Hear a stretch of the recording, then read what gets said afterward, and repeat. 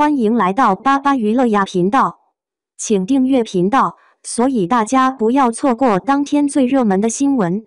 我们今天的时事通讯包括以下内容：余生夫妇 CP 吵不停，杨紫肖战从未明确否认，容人炒作是欲盖弥彰吗？看到有文章说心理师分析肖战和杨紫在一起的可能性很大，底下立马有人接话，去看肖战微博就知道他的态度了。这话确实耐人寻味。肖战把微博简介里的余生请多指教去掉了，保留了陈情令，还加上了新剧《藏海传》。要知道他当年为这部剧发过手绘图，写过静候余生，大结局时还专门发长文告别顾魏这个角色。余生播完后，余生夫妇的 CP 炒作就没停过。剧中一集11场吻戏的名场面被反复剪辑，剧外两人也从没明确否认过相关传闻。所谓的打假，要么模棱两可，要么只否认别人编造的细节。有人说这是欲盖弥彰，故意容人炒作维持热度，也有人觉得删简介是掩耳盗铃，想撇清关系却更显眼。毕竟当初剧方都用木棉和橡树的比喻营销两人的感情线，现在这波操作确实让人看不懂。余生夫妇 CP 炒不停，杨紫肖战从未明确否认，容人炒作是欲盖弥彰吗？余生夫妇现象从戏里到戏外的延续。如果要盘点近几年最成功的影视 CP 营销，余生请多指教中的顾魏与林之孝，也就是余生夫妇，绝对是绕不开的存在。这部剧从开拍、杀青到播出，话题热度几乎从未断过。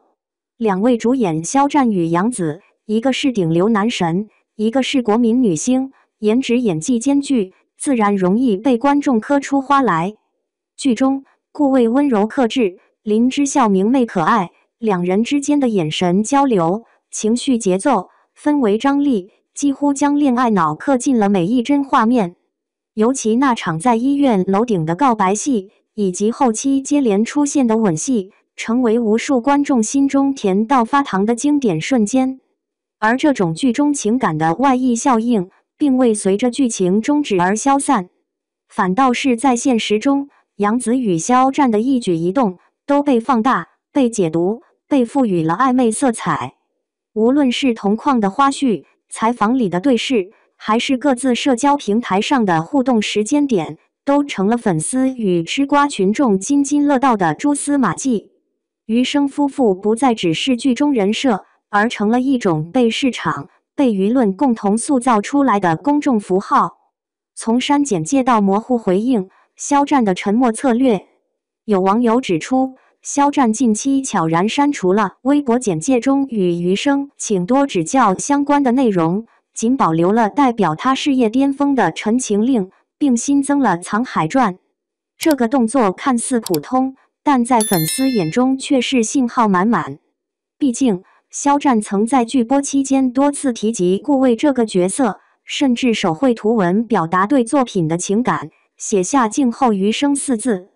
那种情感投入与真挚互动，让观众一度将角色与现实混为一谈。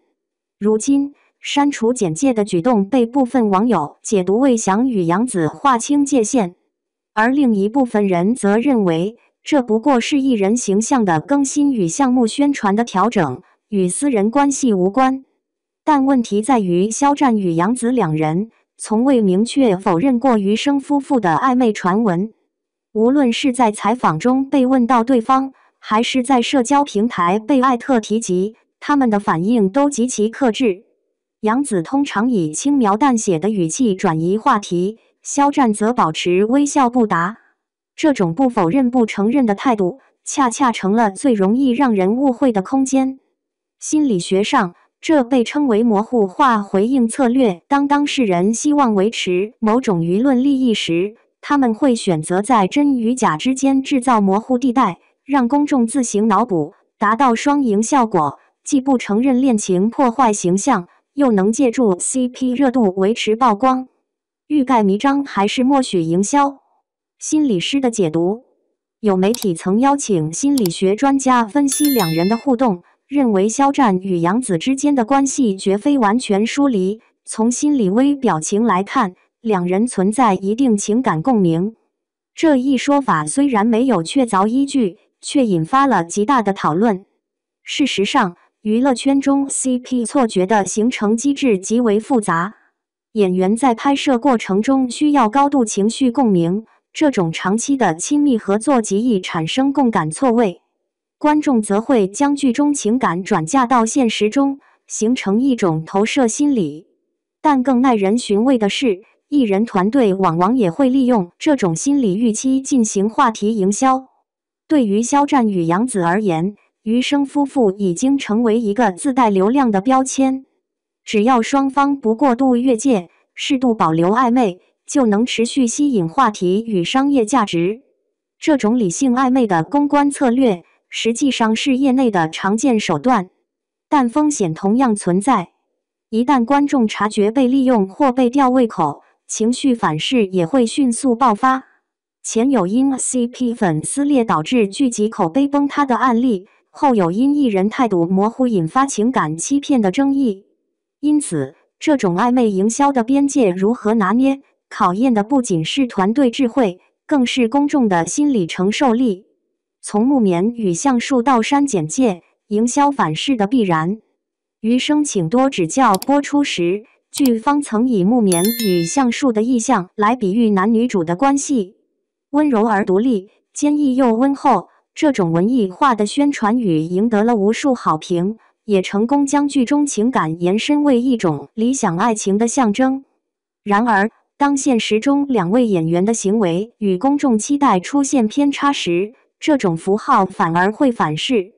肖战删简介，杨紫避谈顾位，在理性上都能被理解为艺人回归职业角色的举动，但在感性层面却被粉丝视为否定曾经的甜蜜。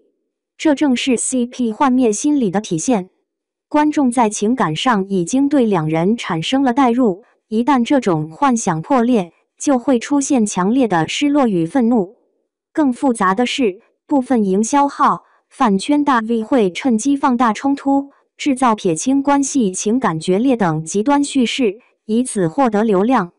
这样一来，原本无意的动作被重新包装，演变成一场舆论风暴。余生夫妇从甜蜜梦幻的荧幕情侣，逐渐被推向欲盖弥彰的尴尬境地。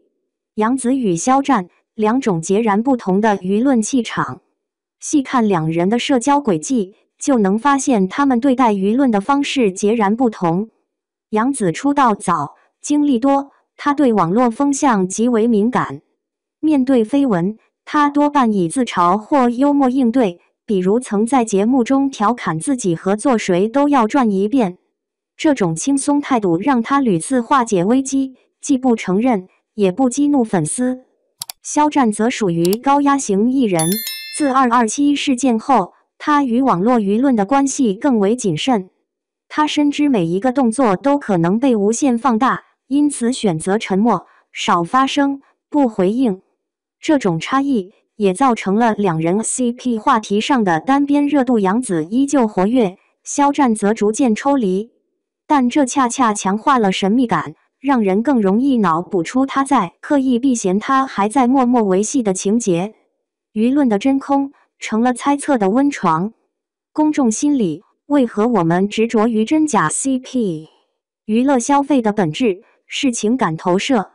观众在现实中渴望理想化的爱情，于是寄托在荧幕情侣身上。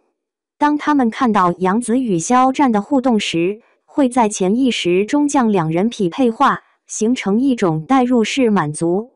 这种情感一旦建立，就极难被理性劝退。即使官方辟谣，粉丝仍会说他们只是不方便承认。心理学称之为认知固化效应。当人们对某种信念产生情感依附时，即便出现相反证据，也倾向于忽视或否定。这也是为什么余生夫妇即便早已拍完收官，依然能在社交平台上长期活跃。观众并非只是在磕 CP， 而是在追寻一种情感寄托，他们希望相信荧幕上的温柔真实存在，哪怕只是片刻的幻觉。娱乐生态的双向操控，谁在利用谁？从行业角度看，艺人与观众之间早已形成一种情感契约，观众用情感投入换取娱乐体验，艺人则以形象塑造换取商业回报，两者互为依存，也互相消耗。当余生夫妇热度达到顶峰时，剧方、平台、品牌方、营销号都在这场话题盛宴中分食流量红利。肖战与杨紫本人也因角色成功进一步巩固了事业地位。然而，流量的本质是短暂的。当 CP 滤镜褪色，观众会追逐下一个故事、下一个幻象，而艺人却必须承担真假不清的舆论后果。当肖战删简介，杨紫不回应时，这或许并非刻意隐瞒，而是一种自我保护。他们在努力从被消费的情感符号中抽离，回到演员的身份。只是，对于已经投入情感的观众来说，这种抽离往往显得冷漠而残酷。模糊的边界，清醒的选择。